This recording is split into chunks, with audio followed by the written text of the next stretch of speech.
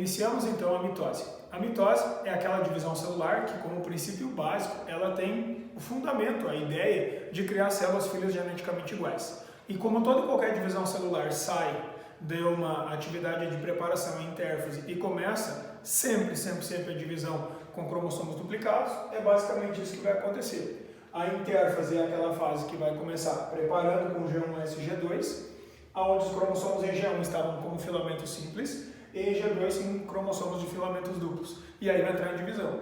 Lembrando, durante o período G1, a gente vai ter alta síntese proteica, por isso duplica os centríolos das células, que são aquelas organelas que servem para mexer cromossomos. Então, se a gente pegar uma célula com 2N igual a 4, para exemplificar essa mitose, nós vamos ter ainda na fase da intérfase o núcleo existindo, os cromossomos, todos eles na fase de cromatina, emaranhados e soltos pelo núcleo. No momento que vai se entrar em fase de divisão celular, inicia então a preparação da célula para poder fazer a divisão. Primeira coisa que vai acontecer, os cromossomos então, na primeira etapa chamada prófase, começam a se organizar como cromossomos, iniciando uma espiralização dos cromossomos. Então aquilo que era cromatina vai começar a virar cromossomo. Segundo, a carioteca começa a desaparecer. Terceiro, o nucleolo, que é aquele monte de RNA que tem lá dentro, todo ele some também. E aí, os centríolos, que foram duplicados no período G1, começam a migração para os polos opostos da célula. Quando acontece isso, começam a surgir fibras que interligam esses centríolos, que posteriormente serão chamadas de placa equatorial ou fibras de divisão celular. Quando acontece isso, então, nós vamos ter a fragmentação da carioteca, a migração dos centríolos para os polos opostos da célula, a desintegração dos nucleolos e a condensação dos cromossomos. Isso é o principal que está acontecendo na primeira etapa.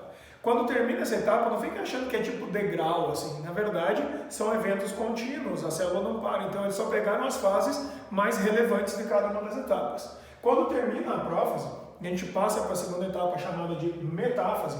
Na metáfase, os cromossomos já completaram algumas atividades. Dentre essas atividades que foram completadas, o sumiço da carioteca é uma delas. Então, na etapa do meio, ou metáfase, os cromossomos estão bem alinhados no centro da célula, bem em cima da placa equatorial. Então, nessa fase, ou nessa etapa, os cromossomos estão com a placa equatorial completamente formada, que é essa parte toda de filamentos aqui do meio. Esses filamentos que surgem dos centríolos para trás, empurrando a célula para os lados, são chamados de áster. Esse áster não está presente em células vegetais, só em células animais. Quando acontece isso, então, nós temos o áster e a placa equatorial completamente formada. Os cromossomos, todos eles alinhados um sobre o outro, em cima da placa equatorial e bem no meião. Esse é o evento mais importante. Maior grau de compactação e condensação dos cromossomos. Significa que a gente começa a ver eles como entidades ou unidades separadas uma da outra. Nessa fase, eu posso contar quantos cromossomos tem. É daqui que a gente pega e dá uma fotografada na célula para poder fazer contagem cromossômica, montar um cariótipo para ver se tem alguém que tem, por exemplo, um defeito genético.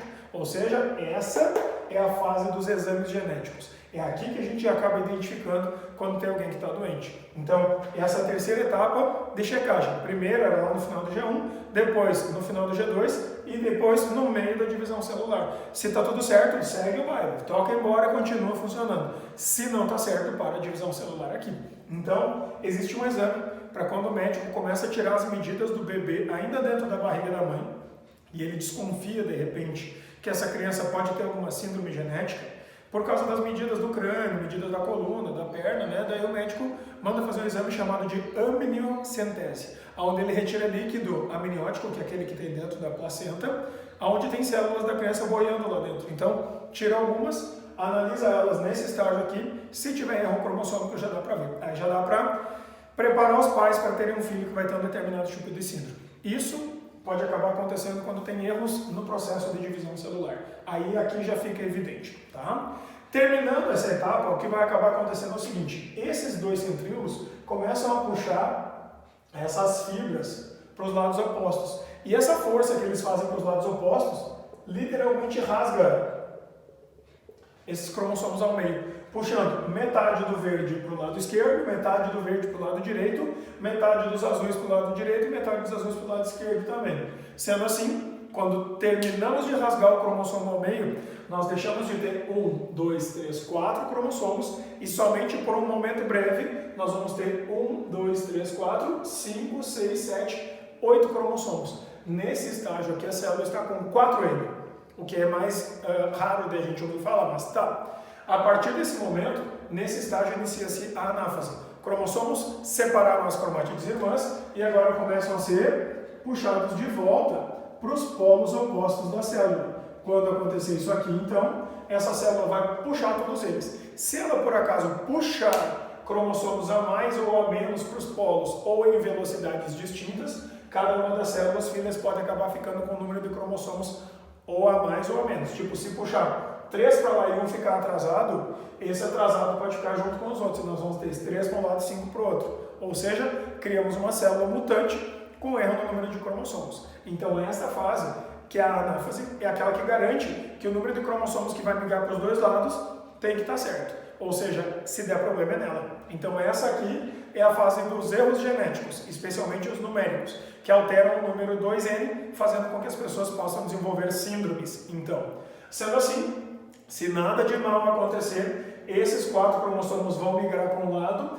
os outros 4 vão migrar para o outro. Sendo assim, o que nós teremos de fases mais importantes é separação das cromátides irmãs, o encurtamento das fibras do fuso, puxando os cromossomos de volta, ainda a descondensação cromossômica inicia aqui, ou seja, compactou até a metáfase, descompacta da metáfase para frente. Então, na anáfase começa a desenrolar, eles começam a ficar mais frouxos, soltos e longos, e começam a voltar a se transformar em cromatina. Ainda, a gente vai ter a migração dos cromossomos para os polos opostos, e a gente tem o risco de ter mutações nessa etapa. Então, aqui tem muitas substâncias que interferem diretamente na passagem metáfase-anáfase, entre elas a colchicina e a vancomicina, que são 2 substâncias que promovem mutações ou que inibem o processo de divisão celular. Quase sempre os efeitos são sobre as fibras dos centríolos, que fazem com que os cromossomos não migrem de forma e em tempo correto. Considerando isto, então, o que vai acabar acontecendo é que quando terminar de puxar os cromossomos para a direita e para a esquerda, a célula começa a buscar os seus cromossomos e começa a fechar os dois lados. Então, nós vamos ter o ressurgimento da carioteca, que engloba os cromossomos do seu lado, formando um novo núcleo, e o ressurgimento da carioteca no outro lado.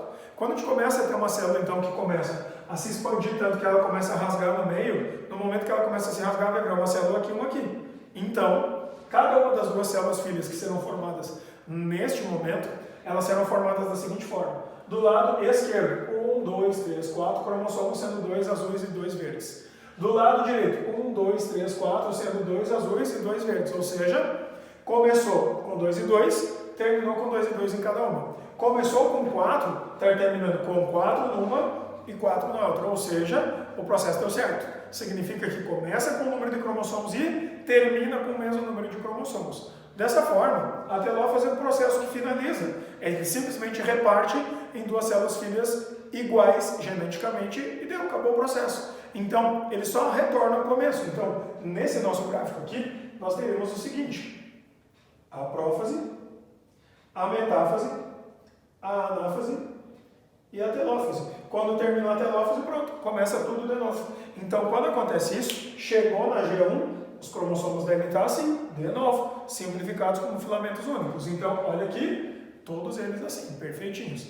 Considerando isso, os eventos da telófase são: cromatina, nucleolo e carioteca reaparecem. Tudo que desapareceu na prófase reaparece na telófase. Depois, fuso e áster, que apareceu na prófase, desapareceu na telófase. Ou seja, são eventos contrários. Prófase e telófase têm eventos contrários. E ainda, a última fase, que é a citocinese. A citocinese, ela na verdade é o movimento de separação para cá e para cá dessas células. Então, como é que isso aqui vai dar origem para 2 novas células filhas? Bom, então tem que separar esse citoplasma aqui no meio. Só que a maneira como os animais e os vegetais separam as células é diferente, por um motivo simples, por causa que existe em vegetais parede celular. Não existe em vegetais centríolos organizados na maioria e nos mais complexos. Então, existe uma diferencinha entre a citocinese dos vegetais e dos animais. Essa pequena diferença a gente pode ver ali. Então, as divisões entre a citocinese animal e vegetal, na verdade, são vistas basicamente na última fase, que é só quando as células realmente vão se dividir. Por quê? Porque no caso dos vegetais, no caso dos animais, as estruturas celulares não são as mesmas. Por exemplo, a gente sabe que em vegetal, quase nenhum deles vai ter centríolo. A gente sabe que em animal, nenhum deles vai ter parede celular. E essas são as grandes diferenças. Então, a telófase dos animais e a telófase dos vegetais tem uma citocinese, que é a separação das duas células filhas de forma distinta. Por exemplo, no caso da citocinese animal, como a gente não vai ter a presença de uma parede celular e a gente vai ter aquele áster, que é aquele conjunto, então, de fibras do centríolo que começa a crescer para trás aqui e para trás lá, essas fibras vão empurrando as células para os cantos e ela literalmente no meio vai rasgando. E no momento que ela vai rasgando, ela rasga de fora para dentro. Por isso, a gente classifica e diz que a citocinese nos animais, ela é astral, que é com áster, ela é cêntrica, porque ela na verdade tem centríolos, e ela é centrípeta, que significa ela aponta de fora para o centro, certo? De fora para dentro. E aí ela rasga as células filhas.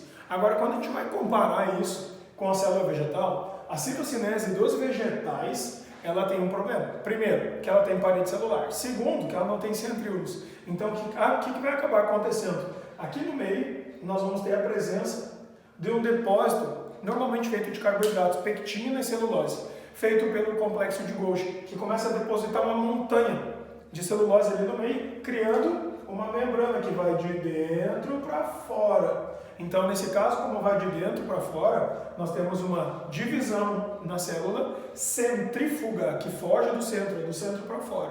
Quando acontece isso, cria-se uma primeira membrana, chamada lamela média.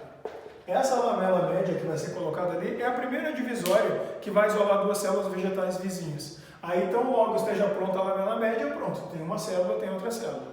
Então, esse processo aconteceu sem os centríolos, portanto, é acêntrica a divisão. E se não tem centríolo, também não tem áster. Então, é anastral a divisão dos vegetais. Anastral, acêntrica e centrífuga. Só que aí veja um detalhe.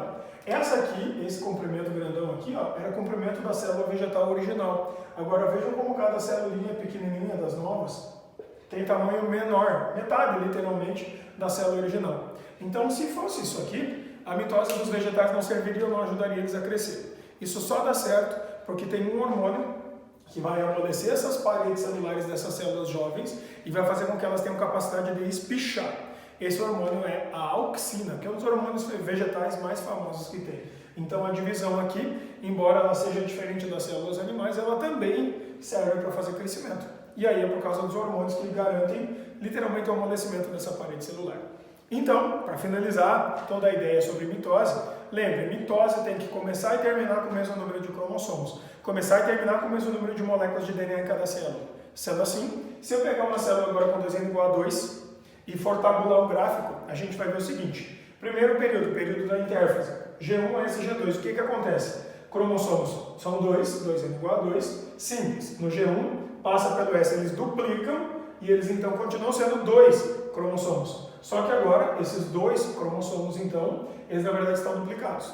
Então, o que dobrou? O número de moléculas de DNA por cromossomo, que começaram com 2, sendo uma em cada um, e vão para 4 moléculas de DNA, 2 em cada cromossomo. Quando entra na divisão celular, ou seja, passa para dentro da mitose, o que nós vamos ter agora é 2 cromossomos, só que eles estão, deixa eu até fazer corretamente, duplicados, aqui e aqui, duplicadinhos.